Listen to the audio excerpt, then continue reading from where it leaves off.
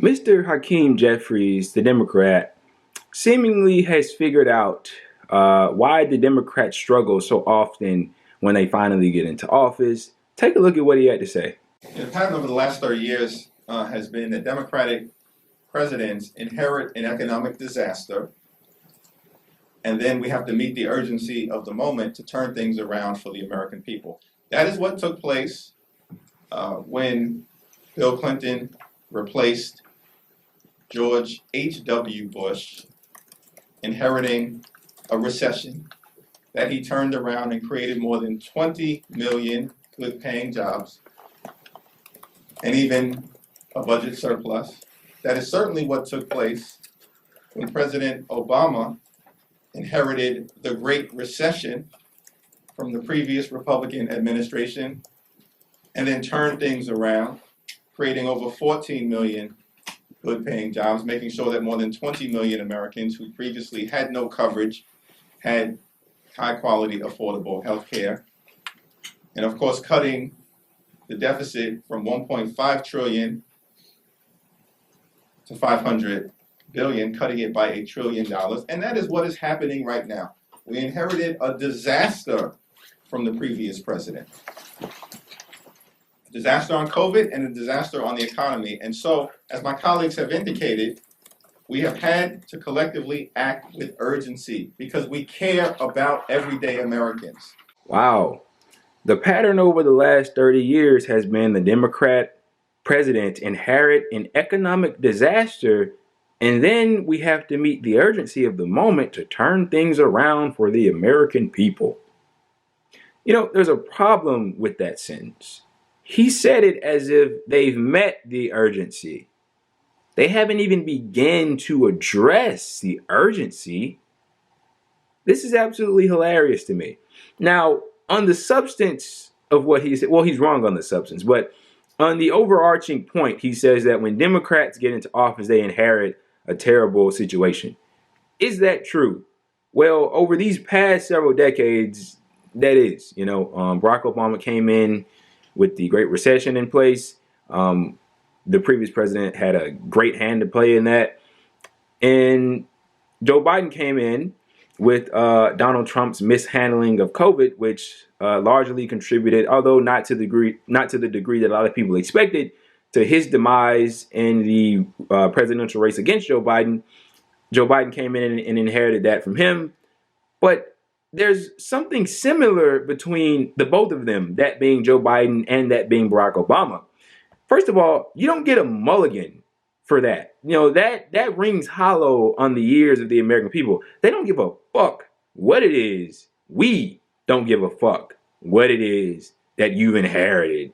Your situation isn't the best. The last president didn't do a good job. Therefore, we should be given time, and we should not be expected. Expectations should be low for us because our situation is much worse. Look at what we've been left with. After the big bankers and corporations crashed the economy in 2008, Barack Obama came in. He prosecuted no one. He fixed no problems. We're still dealing with the repercussions of that to this day. It still hasn't adequately been addressed. He didn't change lives for people like he said he was going to do. He didn't do much of anything. Okay? He didn't meet the so-called urgency that Hakeem Jeffries speaks of in that video. He did not. Barack Obama was president for 8 fucking years. And the federal minimum wage remained $7.25. I want to repeat that one more time. Barack Obama was president. This is a Democratic president who had supermajorities at one point. He was president for 8 years. And the federal minimum wage remained at $7.25. In what world does that happen, or should that happen, under what's supposed to be a Democratic president? That's absolutely insane. And that, along with many other issues, things that he did not do, attributed to what happened in 2010, the 2010 midterms when they got absolutely destroyed. And then on his way out of office, they blamed it on the Republicans. Oh, the Republicans, they blocked everything. They didn't let him get anything through. Well, how did he get there for that to happen? That's what they don't explain. And let's pivot to Mr. Joe Biden. Oh, by the way, Barack Obama, Obamacare, while it was better than what they previously had, that didn't rise to the occasion. He didn't even try, he didn't even attempt the public option, let alone Medicare for all. And these are the same people that claim to you, oh, well, you know, healthcare is a right, Medicare for all is the end goal, but don't work towards that goal. Barack Obama was a corporate gift. I mean, he did everything they wanted. He did everything Wall Street wanted. When he got out of office, he gave a speech that he received like $400,000 or something from Wall Street. I mean, he was Wall Street's biggest ally. That's who he was. We get Donald Trump. Let's speed past him. He doesn't do a good job. He does the famous 2017 tax cuts, explode the debt and deficit. We know the story of Donald Trump. We don't need to rehash this. In comes Joe Biden, once again into a bad situation. Joe Biden, like Barack Obama, doesn't rise to the occasion. Joe Biden promised in front of Bernie Sanders that he supported a $15 minimum wage. The $15 minimum wage fight came up. The Senate parliamentarian, whose position is completely advisory, said, no, we can't do this. Instead of taking actions that they need to in order to get it done, they said, okay, fine, whatever, we'll leave it be. We'll return to it. They've yet to do that. He also promised a public option. Hasn't moved towards that at all. We'll just subsidize COBRA and Obamacare or whatever. The $3.5 trillion infrastructure package, or what used to be, had 12 weeks of paid leave in it. That got whittled down to 4, then it got whittled down to 0. 2 years of free community college, axed. Lower drug prices for Americans, axed. Medicare covering hearing, dental, and vision. You only got hearing, I believe. Dental and vision, or you only got vision. Hearing and dental got axed.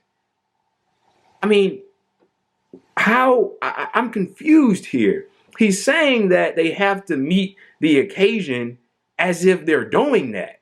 They aren't doing that. They aren't really improving people's lives like how they may think they are. People are struggling here. Need I remind you, we're still in a pandemic. Another example of why they lose. Another example of why what happened in Virginia yesterday happened and why nobody should be surprised about it in the slightest.